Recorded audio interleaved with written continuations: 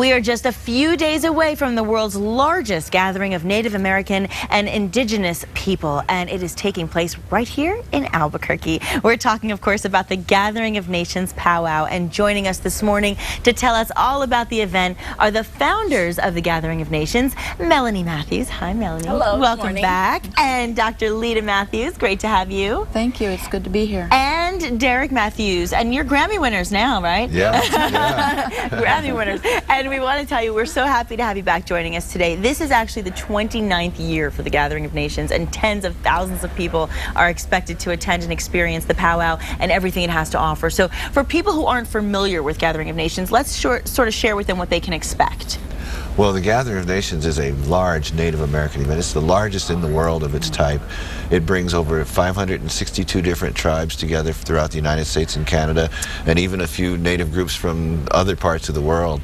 We've got visitors from New Zealand, we've got vendors coming as far away as Guatemala, Wow. and we've got lots of good music along with the traditional dancing that you see there. And it's just one great festival going on every year in April. And was this last year's grand entry that we're looking at? Actually, you're looking at probably there, that's an intertribal dance. You see lots of different styles of dancing, and everybody's just loosening up, getting ready for the big competition coming later. Gosh, as the camera pulls out, look at all those people. I mean, this is a huge event. And I want to mention that according to research conducted by the Hispano Chamber of Commerce, the economic impact is $21 million with people traveling in from all over the world. So how far do people travel for this event? I mean, what are you seeing a lot of here?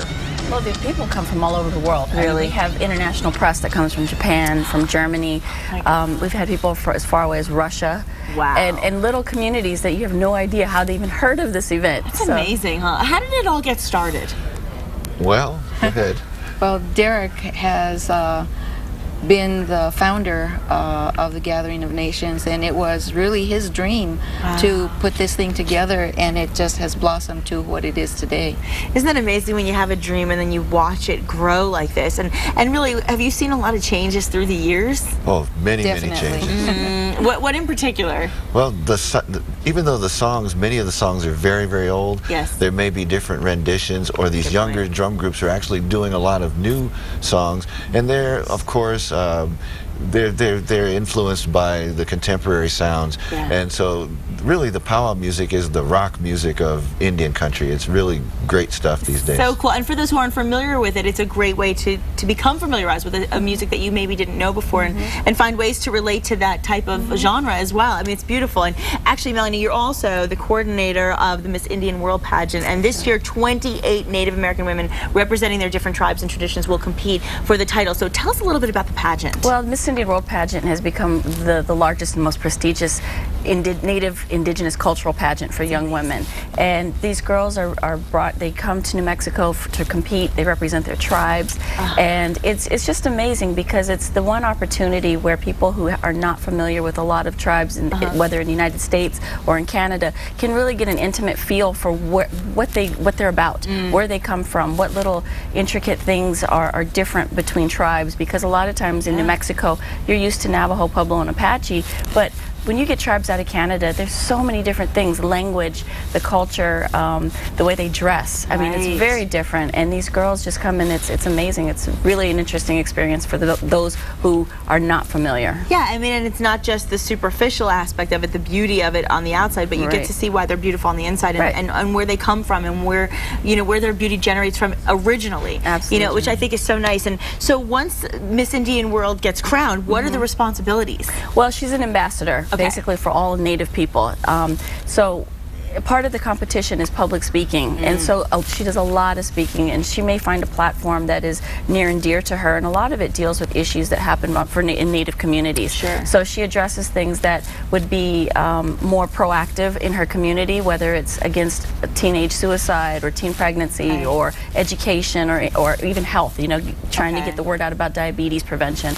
So a lot of things happen. So I mean, it's just that particular person for 1 year has to learn a lot about a lot of different tribes, because she's put on the spot to know. And set a great example for those who want to follow. Very much so. That's a big part of it. And I want to also mention to our viewers that the Gathering of Nations is also known for hosting 800 Native American artisans, craftsmen, traders, and they all display and they sell their work as well. So what can people expect to find on that side of it? a great shopping experience. We like that. We like that. So, for instance, what could we find?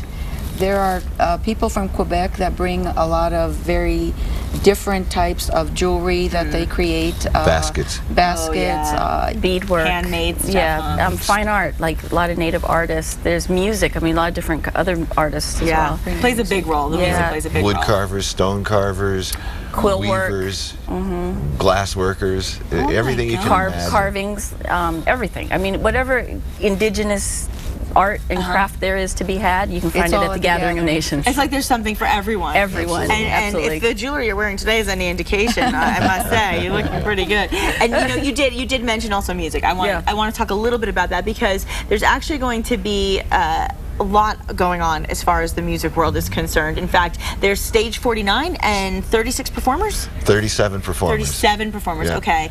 So tell us a little bit about that. We got Stage 49 up and running about 4 or 5 years ago, and really it's a professional performance stage for a lot of native bands primarily, where we give them that opportunity for a professional experience, completely from the crew that's working with them, the audience they see, and hopefully they're out there and we're doing something for them where they can enhance their fan base, they get gigs and go on to bigger and greater things. We had 90 different groups that wanted to perform on the stage, and we had to, it was pretty tough to narrow it down to what we got out of that.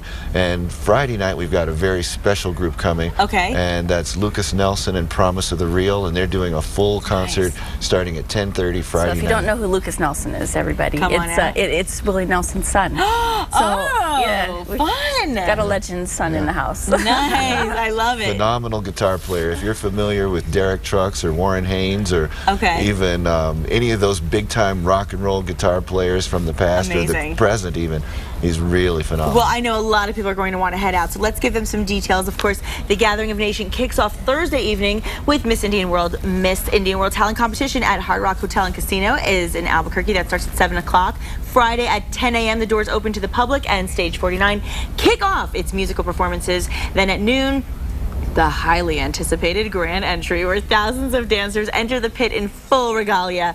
The evening grand entry will take place at 7 p.m. What a fun-filled event. Thank you all so much for being here. It's going to be a blast, and we'll be right back.